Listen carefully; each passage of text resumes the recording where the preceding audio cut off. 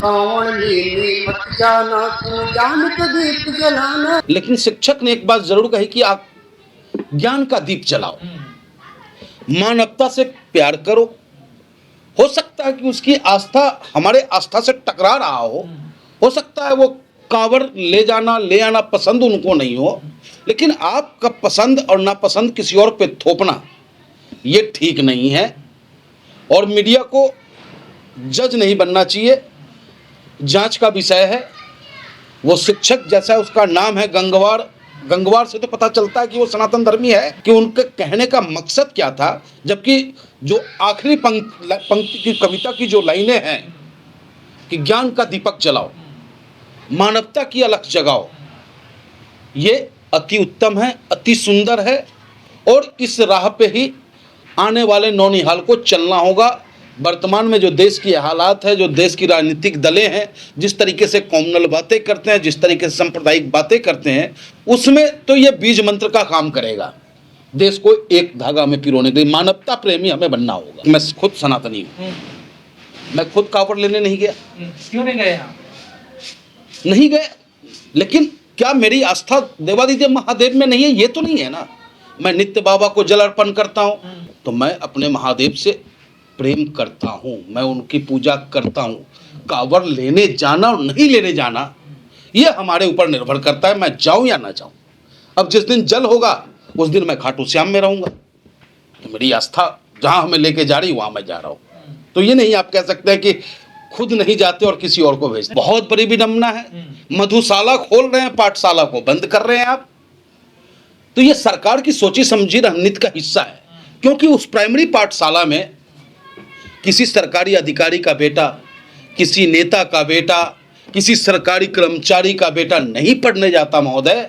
उस स्कूल में हम जैसे मध्यम वर्गीय परिवार, दलित, पिछड़े, गरीब के बच्चे उसमें पढ़ने जाते हैं और शिक्षा का अलग जगाने का प्रयास करते हैं। तो ये सरकार नहीं चाहती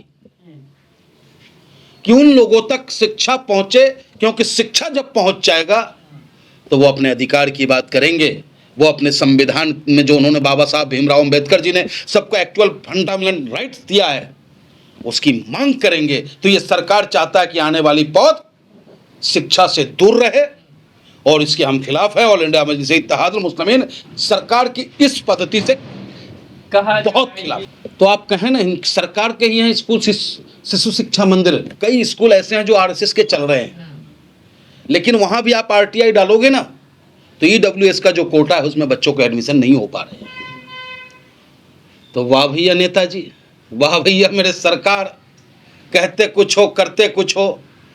अगर वाकई आपको इन सरकारी स्कूलों की स्थिति, दयनीय स्थिति को खत्म करना है, आप चाहते हो कि स्कूल का स्थिति बेहतर हो, तो सबसे पहले आप एक कानून पास करें कि सरकारी कर्मचारी और सरकारी अधिकारी के बेटे प्राथमिक विद्यालय की जो प्रारंभिक शिक्षा ग्रहण करेगा वो प्ले स्कूल में ना जा करके वो वहां पे दरी बिछा के बैठे, वो स्वतः ही सरकारी अधिकारी उस स्कूल को बेहतर कर देगा। वो नहीं चाहेगा क्योंकि उसका बच्चा एसी में जन्म लिया है, एसी में खेलना सीखा है, तो वहां भी एसी लग जाएगा। जैसे हमारे आप कार्यालय में हो, बगैर एसी के पसीना चल रहा, हमें भी आपको पसीना चल रहा है। तो ये दर्द अब आप सोचोगे कि अखिलेश यादव जी झेले होंगे, कैसे झेलेंगे? वो राहुल जी झेलेंगे जो चांदी के चम्मच में ही पानी पिए हों और दूध पिए हों, सोने की चम्मच से रोटी दूध खाए हों, वो आम जन की पीड़ा को महसूस कर पाएंगे? असंभव। कांवड़ तो हमेशा आते रही है, या अभी इतने विवादों में क्यों आने लगी है कांवड़ यात्रा? दरअसल सरकार फेलवर है यहाँ पे।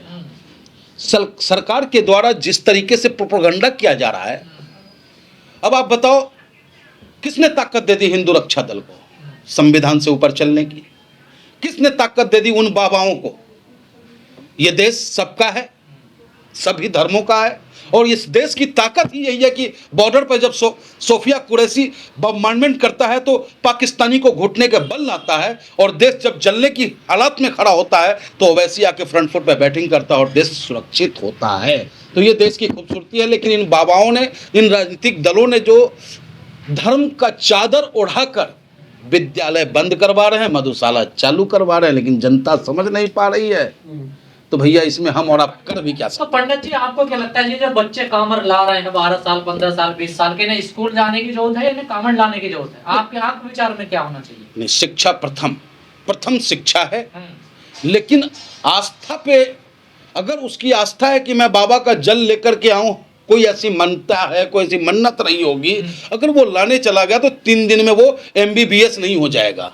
3 दिन के जल चढ़ा देने से उसकी MBBS की डिग्री समाप्त नहीं होने जा रही है, क्योंकि आस्था प्रबल है।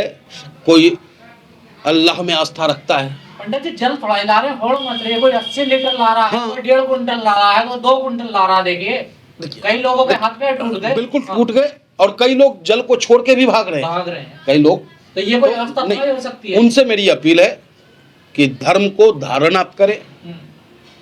जिस देवाधिदेव महादेव को प्रसन्न करने के लिए आप जल लेने गए हैं, जिस जल को आप लेने गए हैं, माँ पतित पावनी गंगा का, माँ गंगा भी एकता और समरसता का संदेश देती है। माँ गंगा में मुसलमान भाई हमारे वजू करके नमाज पढ़ लेते हैं, और हम सनातनी नहा करके शुद्ध होकर के पूजा कर लेते हैं, तो वो एकता का संदेश देते हैं। जिस महादेव के लिए आप जल लेकर के आ रहे हो, वो महादेव भी आपको एकता का ही संदेश देते हैं। उनके, अगर राम उनका अनन्य भक्त और राम उनके भक्त रहे हैं, तो रावण राक्षस भी उनका अनन्य भक्त होने से। जी इनके जो डॉक्टर IPS अधिकारी हैं, तमाम नेता हैं, इनको आस्था नहीं है कि जल लाने के लिए इन्हें इनकी जरूरत नहीं पड़ती? ये क्यों नहीं जाते लोग?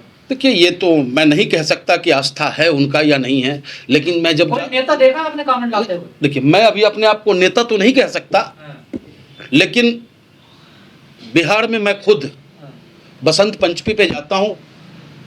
सुल्तान, इस भीड़ में आपने कोई नेता देखा जो जल ला रहा हो? नहीं, इसमें तो मैं नहीं देखा, इसमें नहीं देखा, लेकिन मैं डॉक्टर IPS अधिकारी कोई देखा कोई? यहाँ है या नहीं वो हमें नहीं पता, क्योंकि यहाँ तो सब भगवा चोले में रंगा हुआ है। लेकिन जब हम लोग जाते हैं जल लेकर के, सुल्तानगंज से 150 किलोमीटर पड़ता है झारखंड देवघर, नंगे पांव होते हैं हम, सुल्तानगंज से जल उठाते हैं, और हमारे साथ IAS भी होते हैं, IPS भी होते हैं, और बड़े बड़े अधिकारी और नेता भी जल उठा करके हमारे साथ उसी पत्तल पे खड़े होते हैं। नहीं, कदापि नहीं। जो बाबा का भक्त होगा वो ऐसा नहीं करेगा। नगर से हुड़दंगी की, कहीं होटल में, कहीं कार को तोड़ा। वो बाबा का भक्त नहीं है, वो उदंड है।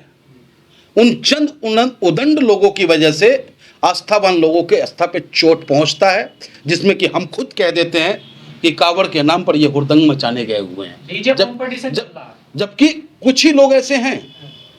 और जिस मुजफ्फरनगर की आप बात कर रहे हैं, जिस मेरठ की आप बात कर रहे हैं, मेरठ का तो इतना बढ़िया संदेश हमेशा से रहा है कि वहाँ के मुसलमान भाई, मुजफ्फरनगर के मुसलमान भाई सदैव कावड़ों का सम्मान किया, कावड़ियों का सम्मान किया, अपने घरों में बैठाते थे।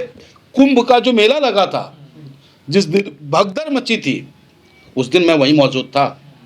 मेरा अपना परिवार बिछड़ गया था, मेरे अपने चाचा, अपनी बहन, भाई की वाइफ, और वो सब कहाँ जाके ठहरे थे पता है आपको?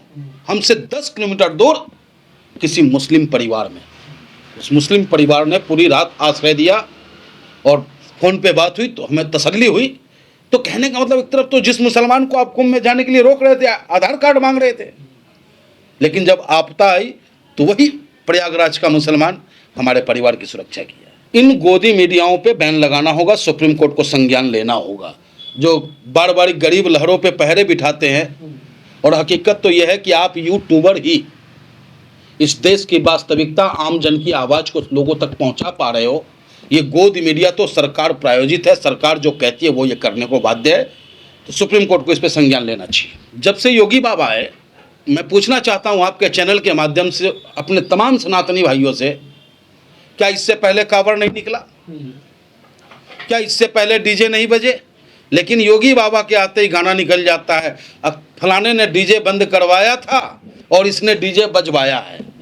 तो जब इस तरीके का प्रोत्साहन मिलने लगे तो समझ लो कि अराजकता का बहार आ रहा है।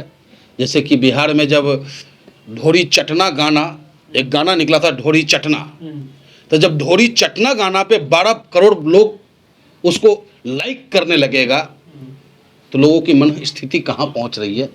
गाना गाने वालों की गलती नहीं है, उसे लाइक करने वालों की गलती है कि आप इस प्रकार के गाना कैसे पसंद कर लेते हो। योगी जी का बयान बहुत वायरल हुआ था कि सड़कें जो हैं चलने के लिए है, नमाज पढ़ने के लिए नहीं है, लेकिन कोई सड़कें आज जो है गाड़ियों की वजह से बंद कर दी गई है। बिल्कुल, मैं इसका कल भी विरोध किया था जब योगी जी ने सड़कों पर नमाज पढ़ने की बात को रोक करके विरोध किया था उन्होंने।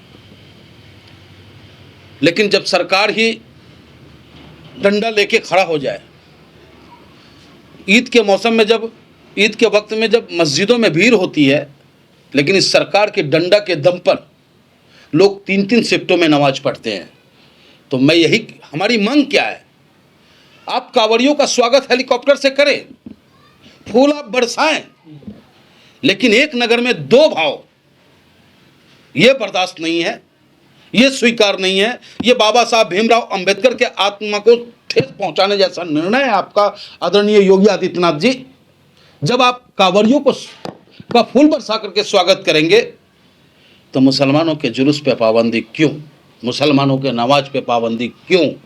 क्योंकि वो मुसलमान भी हिंदुस्तानी है। कहती तो है कि कार्रवाई करेंगे वो दंडों पे, लेकिन जब पुलिस कार्रवाई करने को आतुर होता है तो उन्हें सस्पेंड कर दिया जाता है, तो वो अपनी नौकरी बचाए। वो भी तो हमारी तरह इंसान है। अडानी और अंबानी का बेटा तो यानी किसान का बेटा है, उसे भी अपनी बूढ़ी माँ बूढ़े बाप का ख्याल होता होगा, और ये देख करके बेचारा चुप हो जाता है। अगर मुस्लिम में भी उदंडता है, मुस्लिम में भी जो कट्टरता है, जो कट्टर पंथ का समर्थक है, उसका हम विरोध करते हैं। उसी प्रकार से हमारे हिंदुओं में भी अगर कोई कट्टर है जो मानवता विरोधी है, इंसानियत विरोधी है, उसका हम विरोध करेंगे। जो संविधान विरोधी है उसका हम विरोध करेंगे।